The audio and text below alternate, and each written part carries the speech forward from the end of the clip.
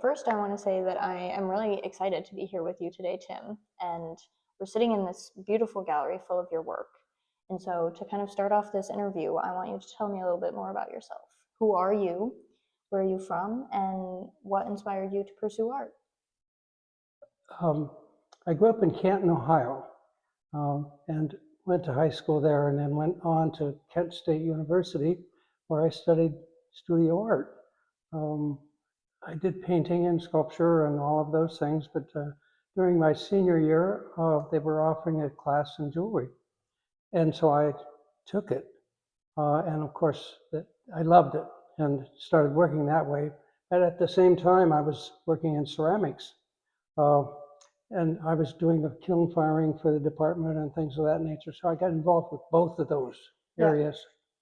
Went on to graduate school at RIT, Rochester Institute of Technology, the School for American Craftsmen. And when I applied there, I said, I'd like to do it ceramics and in metalsmithing. And I got this thing, no way, you have to choose.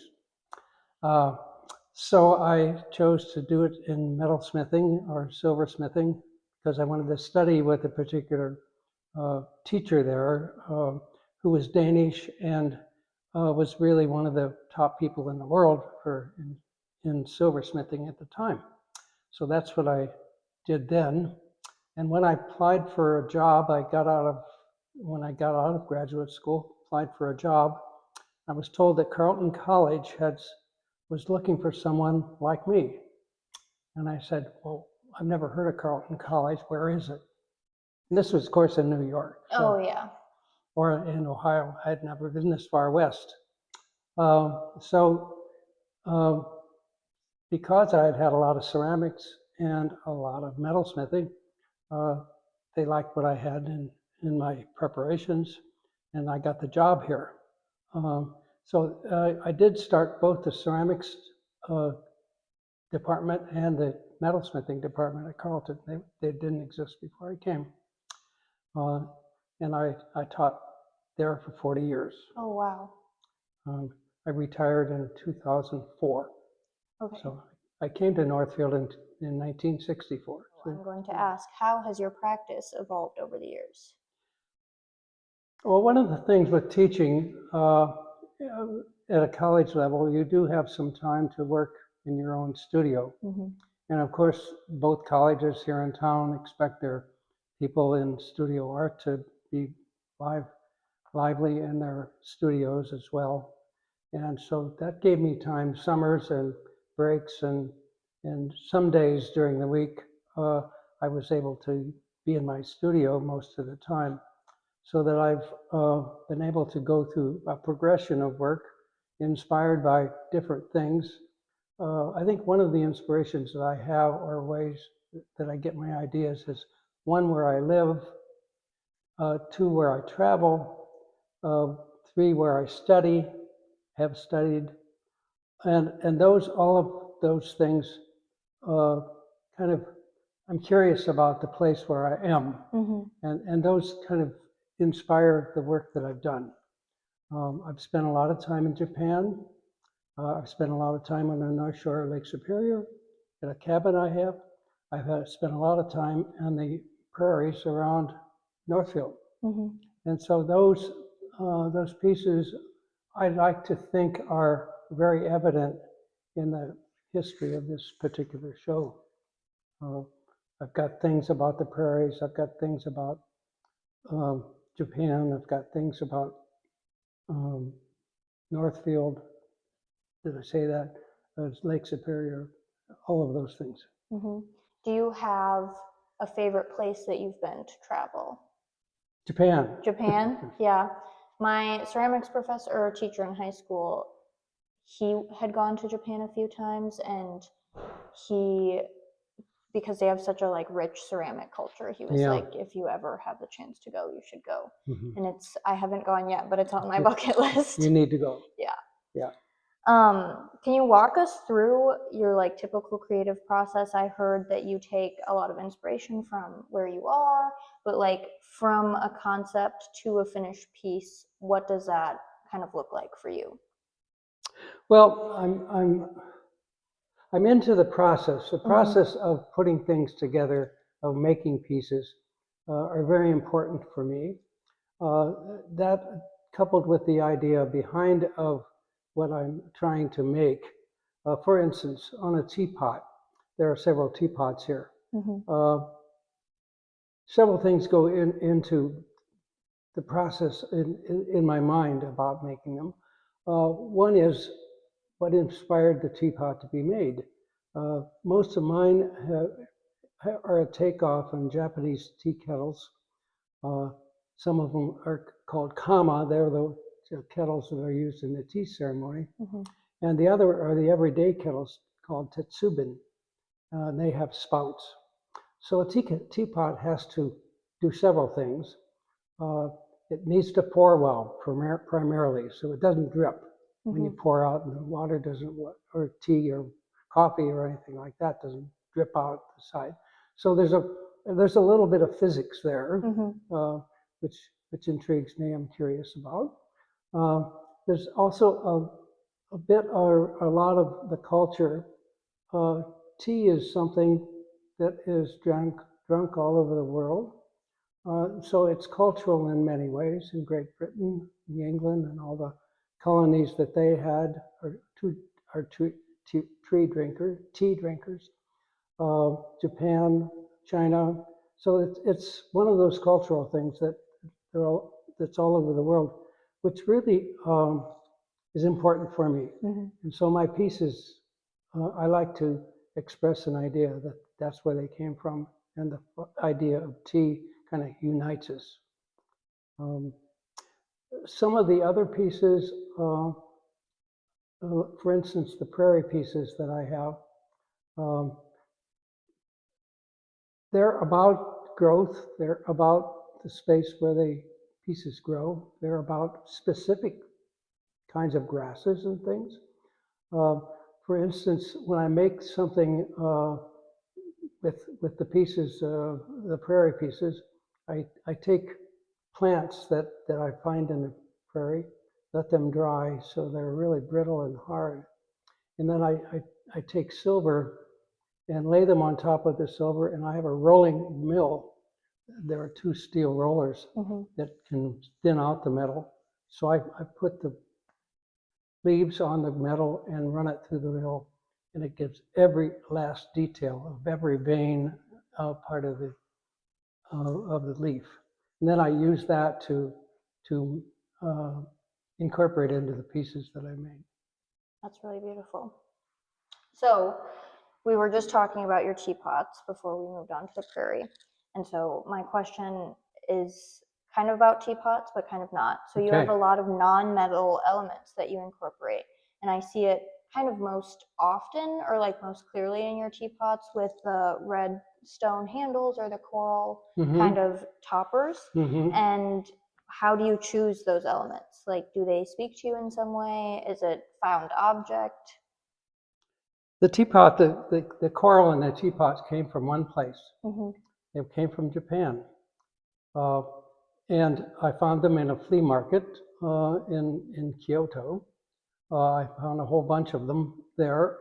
They were, I'm not sure what use they were. Someone told me that they might be toggles for kimonos, but I really don't know. Yeah. And so I found those, and I purchased several of those and have been using over a period of years when the piece comes to fruition. So those are mainly where that comes from. The other thing that, along the same lines, I love the way Japanese artists, metal artists, use various alloys of metals, and almost in a painterly way. They'll inlay various bronzes and various silvers and various coppers into the metal. Some of those alloys are, well, for instance, one of the metals that I use here is a combination of 95%, 90 to 95% copper and 5 to 10% gold. And the color of that metal, once it's patinaed, is this very, very rich black. but other alloys of metal that I picked up in Japan, I studied there for a while too. Uh, have other colors, and so that it influences me. The color influences um, the end of my work. In my work. Okay, this moves me to our kind of next big question. So I hear you have work in the Smithsonian, and I would love it if you could elaborate a little bit more on first how your work came to be in the Smithsonian, but also kind of like how they approached you and how you feel about having pieces in such a like large institution in the United States now. Yeah, I'm very proud to have it there. I actually have two pieces that I'll go into a little bit later. I was in a show at the Smithsonian, which is an annual craft show that you're juried into, and that was in the early '90s. And it's held once a year, and various craft artists are juried into the show. And I was very lucky to being juried into it on the first time I applied.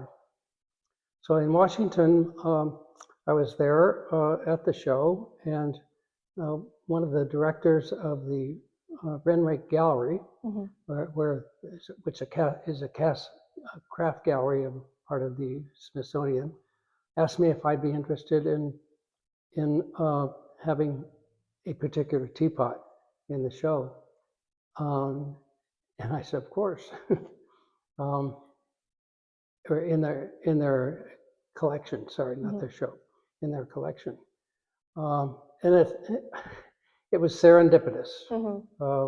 She liked my work. I loved the fact that I might be in there, and so it's a teapot that is similar to one of the ones that's over here in the show.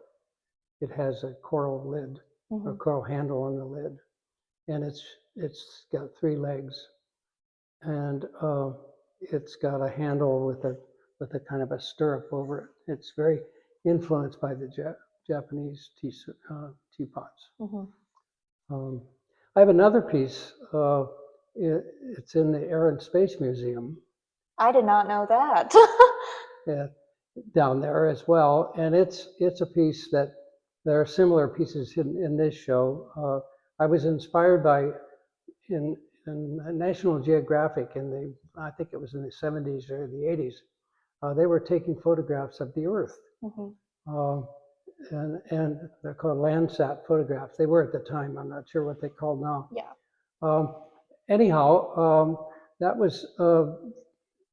that inspired me to do some other work with reticulation in silver, which is a special alloy that I use, silver and copper, and I'm able to make it very crinkly, and so it kind of resembled mountains and plains and plateaus and things of that nature, and so that's another piece that I have in the Smithsonian.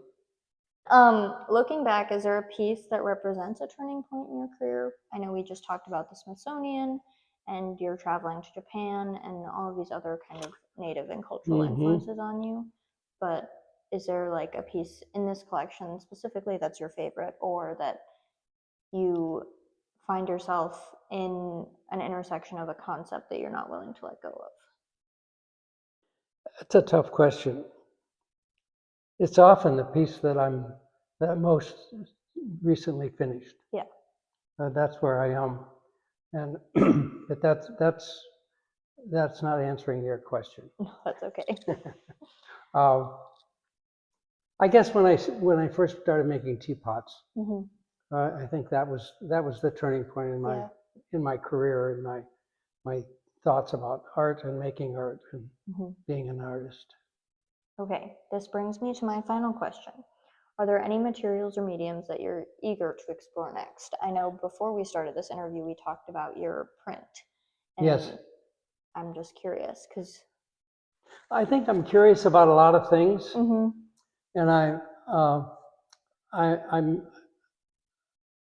I'm inspired when I travel and find new things. Um, I'm not sure what I want to do next. I'm going to keep on going as the sign behind me tells us, behind us. A retrospective. A retrospective. Well, I don't want to call it a retrospective Yeah, because I'm you're not done. you're still working. And I think I talked about this at the top. It's been about 30 years ago that my wife Sue wanted me to have a retrospective, and I told her at the time I'm too young. And so I'm still fighting that thing. I'm still too young, so I'm calling it work so far. That makes sense. That's all I've got for you today. Well, thank you very much. Yes, thank you. It was a pleasure to speak with you. It's a pleasure to meet both of you too. So, Thank you. Thank you.